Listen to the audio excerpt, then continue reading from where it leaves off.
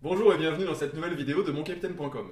Aujourd'hui, nous allons voir comment arriver à gérer correctement un subordonné difficile, énervé ou incompétent. Et plus largement, nous allons voir les trois principes pour gérer des situations délicates. Mais avant, vous êtes libre de recevoir mon bonus sur les trois outils indispensables pour être à l'aise dans son commandement au quotidien.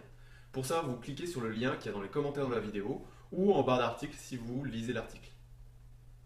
Alors, comment arriver à gérer un subordonné énervé?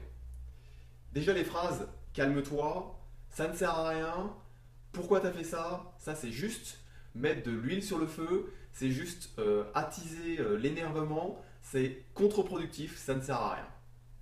Déjà, il y a un bon test à faire. Si vous le faites sur vous, vous imaginez, vous mettez dans une situation ou une situation qui vous énerve, et il y a quelqu'un qui arrive et qui dit mais calme-toi, là ça vous énerve encore plus. Pourquoi? Parce qu'en fait, il vous jette à la gueule le fait qu'il ne comprend pas votre situation.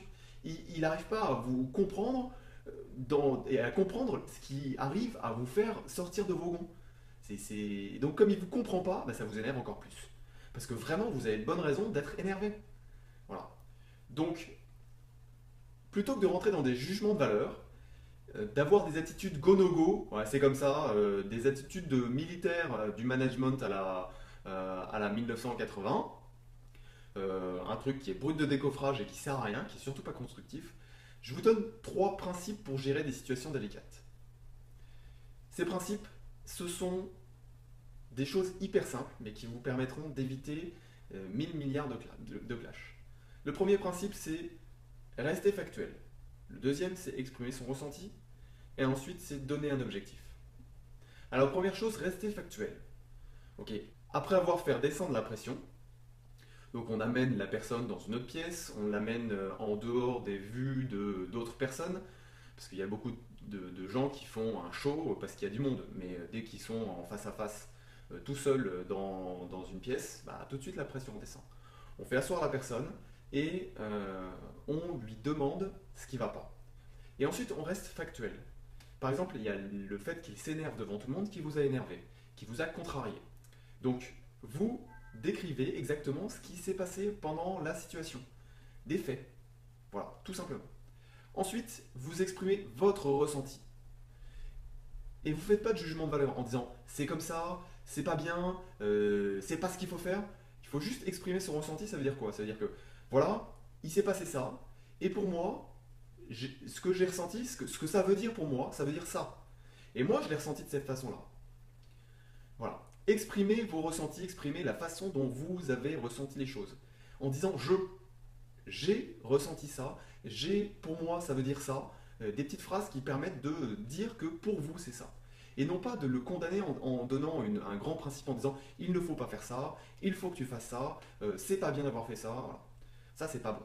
Il faut juste exprimer son ressenti. Et troisième chose, une fois que les choses sont plutôt claires, vous devez lui donner un objectif et le faire passer à l'action. C'est-à-dire que la personne, si elle a bien compris que c'était pas forcément bien ce qu'elle avait fait, elle a envie d'agir pour pouvoir réparer, pour pouvoir aller de l'avant. Voilà. Et là, vous utilisez des petits mots comme bon, maintenant, ce que tu vas faire, c'est ça. Euh, il faut lui donner une action immédiate en disant maintenant. Donc aujourd'hui, ce que tu vas faire, maintenant, ce que tu vas faire.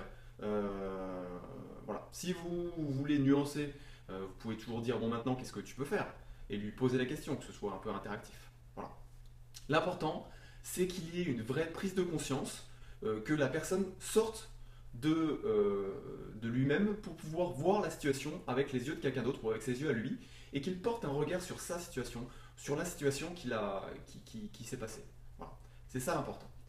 Et avec ces trois outils, vous arriverez à déjouer la majorité des situations délicates. Donc, si vous avez des gens qui ne veulent pas comprendre, vous pouvez utiliser un outil qui est un petit peu plus puissant, même s'il est à double tranchant, c'est d'essayer de transposer la situation à son niveau. Il y a quelqu'un qui vous a manqué de respect, bah, vous imaginez un tel qui est sous ses ordres, vous lui dites voilà, si un tel fait exactement ce que tu viens de faire là, toi tu réagis comment? Là, il va se retrouver confronté avec une prise de conscience qu'il met dans sa situation à lui de commandement.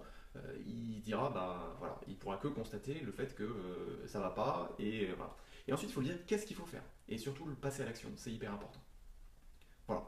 Si vous avez des autres conseils, des bonnes techniques, si vous avez testé vous-même cette pratique avec ces 3 principes, je suis preneur de vos feedbacks, je suis preneur de vos bonnes techniques, de vos bons conseils.